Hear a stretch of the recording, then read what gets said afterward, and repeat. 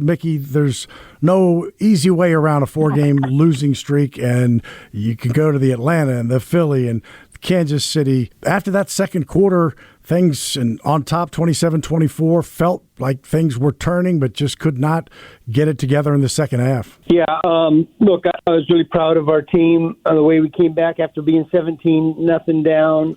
We bounced back, made some big plays on defense, had a special teams play. The offense converted, and there were some good things that happened in that first half. Look, the second half, it didn't go our way, and it started off with our first possession. We're moving the ball and had a couple things happen that were of our own doing, and the game kind of turned right there. I felt like we needed to get an early score and get some momentum and some positive things happening, and it didn't happen. They made some adjustments. We had difficulty running the ball, so I think they recognized that. Did a lot more blitzing, kept Spencer inside the pocket, and they just played better than we did in the second half. Now, Mickey, how do you view this, all your years of experience and all the football that you've witnessed? Then when you're looking at how do you evaluate, because no one practices tackling anymore. You might tackle a dummy. But no, you can pay the players a bunch of money, can't get anybody hurt. They still get hurt even though we don't tackle. And the tackling was atrocious, like Dennis Allen said.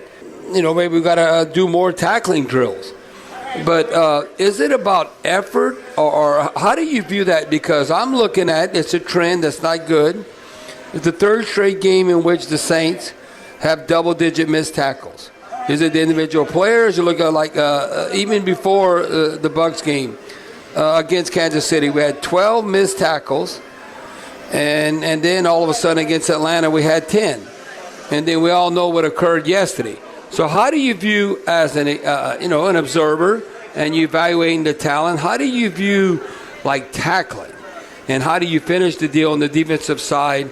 Because they got to be totally unacceptable when you give up 277 yards rushing. Come on. Yeah. Ohio State versus Kent State. It's the NFL versus NFL. So how do you view, all the years you watch, tackling, and all of a sudden it's a trend where 3 straight games we've done a horrendous job at tackling? I think there's 2 answers to that. The first one's a little more global, right? It's more about the league. And I think these are the, fundamental things like this are part of the consequence of a smaller, a shorter off-season, not practicing as many times. Look, Bobby, when you were playing, you had, in training camp, you probably had 60 to 65 padded practices in training camp, right? And now we have 17. And in general, I would say league-wide, tackling is it's not a lost art because there are guys that are good tacklers, but it's a lot more rare. And missed tackles are a lot more common. So I think from a global standpoint, that's one of the real difficulties is how do you practice tackling when you don't have as many live practices and padded practices that are necessary. The second thing is that there are teams that do a good job of tackling, and we have to be more focused on that. I think that we've been a good tackling team in the past, and so this has kind of cropped up this season and part of last season for us. And we've got to come up with answers for it. And you're right. It gets back to, hey, we have to have an emphasis on it, and we have to more of an emphasis on it because we have an emphasis on it, but we have to have more of an emphasis on it. It has to be at the forefront of players' minds and coaches' minds. And so how do you do that? You spend more time in practice. You do drill work. More difficult during the regular season because, a lot of the time is spent scheming and preparing for your opponent, but we do have to get back to some fundamental things because if we don't, we're just beating ourselves. Mickey, how do you, I don't know, because fans ask me about how can we go kind of like from the penthouse to the outhouse, everyone's ecstatic. We're getting off to a 2-0 start. We crushed Dallas. We crushed Carolina and we crushed Dallas. And then, Dallas just got crushed by the Lions. Then all of a sudden, you go on a 4-game losing streak, and now we've lost 4 straight games the last time. That was Sean Payton's final season in 2021. So how important is this Thursday night game? The question I have for you, because I know Sean Payton wants to beat the Saints, and I know as an organization we want to beat Sean Payton. So I don't know, you call it a grudge game, whatever, and you friends with Sean, everybody's friends. But, it's like when you compete with your brother, you want to kick your brother's ass. I mean, that's just the way it is. So come Thursday night, I think it counts more than just are we going to beat the Broncos or not. That this is something that you talk about years to come, because how many times you get to face off with people that you know and your friends. Well, first of all, Bobby, there was a lot of questions in that speech you just gave. So I'll try to get them one at a time. The first is, how, I think you asked me how to explain, 4 straight losses. And look, I think this because, right, game 1, game 2, man, we're rolling on all cylinders. I felt like we played pretty well in games 3 and 4, although we had a couple things that, the game against Philadelphia, look, we went toe-to-toe with them and had a really good chance to win that game at the end. And we just, we got in our own way. We had 2 guys running into each other, and they got a big play, and our opportunity to win that game went down the tubes. And against Atlanta, again, we came back from a couple of self-inflicted mistakes early in the game, came back, took the lead at the end, had a chance to close out the game, and we didn't do that. That happens in the National Football League. The last 2 games are different. And I think, listen, I don't like – everybody has injuries, right? We all do. And yet some injuries are more important than others. And when you have 3/5 of your offensive line unavailable to play, when you lose, some of the players we've lost on defense in terms of just the intelligence of our defense, and intelligence isn't the right word, but some of the leaders of our defense, not being at full strength or not playing, that catches up to you, and it really catches up to you when you're playing really good teams. And we've played 2 really good teams in the last 2 weeks. That caught up to us this last weekend. And look, I don't have any answers for 51 points being allowed, but those were good teams, but that's where we're at. And we've got an opponent coming in on Thursday night on a short week. It's not a revenge game. Sometimes you play against a team you were with, and you have bitter or angry feelings about that team. You want to beat them because of that. That's not this game with Sean. Sean loved his time here with the Saints. He has love for the city and the organization. But you're right. It's like playing against your brother. You want to beat him, and we feel the same way. And so it'll be a dogfight. He'll pull out all the stops, and we have to be prepared for that. Your overall assessment of Spencer Rattler, he was 22 of 40, 243, sacked 5 times, had the touchdown to his rookie, Bub Means, had the 2 interceptions. And after the fumble to Olave, I'm sure because the defense had given up the early touchdown, I'm sure he's going, what in the world? It's 14-0. He'd barely been on the field. Your overall assessment, because I would assume in a short week, not a whole lot is going to change from a Derek Carr situation. So your thoughts on Spencer? Yeah, I thought it was a good first outing for him. And more so from the standpoint of, I thought he was poised. He kept his composure. Things weren't going our way early, and it's easy to, try to do too much. And yet I felt like he stayed within the offense, made some plays, both with his legs and his arm. And I thought it was really encouraging overall. I thought that, they made some, I mentioned this, they made some adjustments at halftime and did a lot of bringing pressure and so that made it more difficult in the second half, particularly when you get behind like that and you have to throw it every down. But I thought it was a good outing. I thought our offensive coaches did a really good job of designing the game plan that took advantage of his skill set, and we're looking for more development, more growth in this next game. Mickey, when I look at Coach Allen, and I've always taken up for Coach Allen as far as, know both sides of the ball. Like Sean Payton's an offensive coach. The coach I had, Jim Morrow's a defensive coach. Coach Allen's a defensive coach. But what sucks are kind of, that ain't good, is when you're in charge of the defense and all of a sudden they're struggling. And then Coach Allen, who calls the Saints defensive plays, that's his baby. And he said, and he held himself accountable, have to do a better job with our guys and have to make sure we understand what we're doing. And he went on and on. But that's why the fans get disgruntled. That was supposed to be our strength of our team, and as of late, our defense sucks. Now, we're outstanding red zone defense, which is number 1 in the league. We're only giving up 25% as far as touchdown production. But then the Bucs were like 4 or 5, 80%. That's why a lot of fans say, well, at least we could count on our defense keeping us in games. But it seems like that has not been the case as of late. If that's supposed to be Coach Allen's wheelhouse, but where are we trending right now if our defense is going to struggle?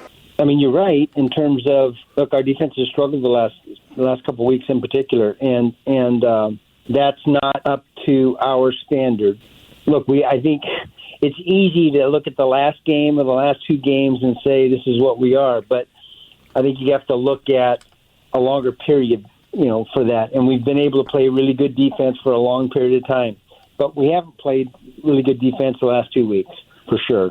And so why is that? Well, you can't win a game. The first thing about winning a game is you've got to avoid beating yourself, right? And how do we beat ourselves? Well, we don't tackle well. We get penalties.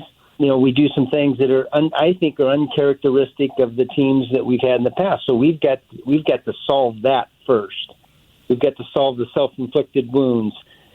Part of that is playing complementary football too, and not turning the ball over on your side of the field. Controlling offensively, controlling the clock a little bit so that we keep our defense off the field, particularly when you get shorthanded. So those are the things that we have to solve, and we've got a short period of time to solve them. Now, Mickey, when I look at, everybody gets old, Father Time, you look at all that, but fans have asked me, they say, boy, Cam Jordan really looks old. Sometimes you might say it's better to get rid of a player a year too early than a year too late. But then even as of late, Demario Davis. And look, he's not the typical Demario Davis season. Now, you're dealing with injury, whatever, the older you get. And, he's always hit that century mark as far as tackles. But I don't know if I've ever witnessed a game that the top 5 tacklers in our game against Tampa Bay were all DBs. Well, hell yeah, if it's all DBs, you're going to give up 270-something yards rushing, like Adebo, Lattimore, Houghton, Abram, Alante Taylor. And then it wasn't until you get Demario Davis and Willie Gay after that. And I think it also starts right up front. We want Chase Young to get sacks and all that, but I think it leaves a lot to be desired as far as his run support. I think Brian Brzee has gotten better, but also his run support. I think teams feel like right now, and I think in Sean and Denver, they're going to come in here feeling they can run against us. Yeah, I think that, look, a lot of what you said is there's some truth to it. Teams are going to try to run on us until we prove that they can't. And, that's incumbent upon the players and coaches in our organization to come up with answers for that. So you're not wrong, but I also think this. I think that, first of all, you don't ever want your leading tacklers to be your DBs. I agree with that 100%. That's not a good sign. But I also think this, too. We want players that are tough, right? And we want players that will go out there even when they're not feeling great, when they're, a little banged up or a lot banged up. And I think there's some guys on the field that are banged up, and they're tough. They're playing through it, but maybe they're not quite as capable as they would be if they were fully healthy. So we've got to overcome that, right? That's just part of being part of the National Football League. But you said it, we've got to play better defense. We've got to find a way to stop the run, and it's incumbent upon each person to look at themselves and say, hey, I can play better. So, Mickey, a twofer here. When was the last time you talked to Sean Payton? What was the conversation about? And then talk about Kendre Miller and his opportunity to get back on the football field for Thursday. Oh, gosh, when was the last time I talked to Sean? I think it was about a week ago, actually. We just talked about, how this season was going and how ours was going. We talked about some of the things that, that we've seen around the league. It wasn't, it was just kind of a check-in call. Nothing earth-shattering or anything like that. We didn't talk at all about the upcoming game. Yeah, it wasn't anything earth-shattering, that's for sure. Kendre, yeah, look, we're excited about him getting healthy and maybe having an opportunity to contribute to us in the next few weeks. So look, he's a talented player. He hasn't been able to stay on the field and get on the field because of some soft tissue things primarily. But he's ready to roll right now, and I like his progress. Now, Mickey, if you put your head on the pillow, it's Saturday night before the Sunday game.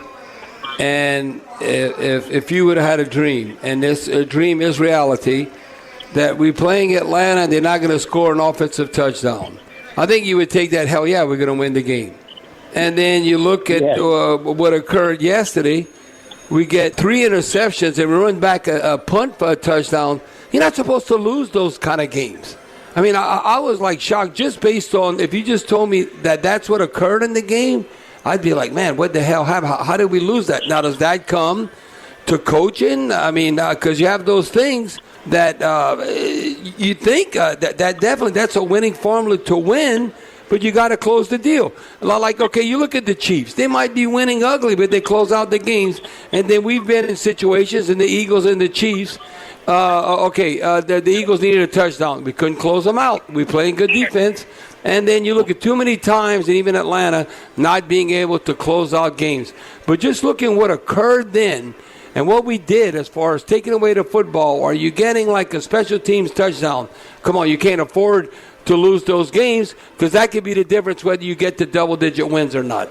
Yeah, I think what you're getting at here is that, man, you want to get your team to the point where you expect to win, because when you expect to win and you have those things that can happen that don't go your way, they're just little speed bumps that you cruise right over, right? Because you have confidence and you have a lot of players that believe they're going to make a big play, when it counts. And when you hope to win, and I think most teams are in that position of where they hope to win, those speed bumps become little mountains. And so we have, our goal is obviously to get to the point where we're expecting to win. And I felt like then we were moving that direction after the first 2 or 3 weeks, right? And then, we've had some adversity. We've had, like I said, we've had a lot of injuries, a lot of guys missing that are key players, playmakers for us. And, we weren't able to close out those 2 games, Atlanta and Philadelphia. So we got to get back to that. We know we have a good team. We know we do. And we're confident in that. But we have to weather this storm and weather these weeks where we're not at full strength, and we have to find a way to be competitive, and find ways to win games. And again, that starts with not beating ourselves, right? Getting back to fundamentals. We got to coach better. We got to play better, and I believe we will. Well, Mickey, I'm looking. We +3 in the turnover margin, and that's why it's shocking to me. Even last season, we were a +11. You look at scoring offense and defense, I'm like, how in the hell we didn't get to 10 wins? That's why I still emphasize, to me, and is that that you have to look at the head coach, is that we're not closing out games. We're highly competitive, but it's a bottom-line business. Did you win or did you lose the game? That's why I think fans are frustrated, because you could be so close and so far, and you might say there's not much difference between 10-7 and 7-10. But if you're 7-10, the Who Dat Nation is restless, and then they're frustrated. But if you're 10-7, then everybody's ecstatic. But the bottom line is you have to win. It's not like, we're competing hard and playing hard. That it's a bottom line business. You have to win, and it's not just we're in the hunt, we're playing hard and all that. You got to win. Or look, 6, 7, 8 coaches get fired every year because they don't win and people want changes. And so we already got one coach fired in New York. That didn't surprise me with the Jets, how they are. They always been dysfunctional.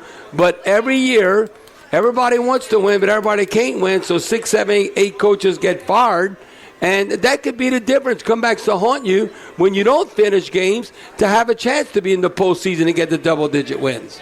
Yeah, I mean, look, everything you say is accurate. Results matter. They do. But I think one of the things that I think good organizations do is that, man, you look beyond the results. What's the reason for the result? And how do you fix the reasons that keep you from winning? And it's not always about the head coach.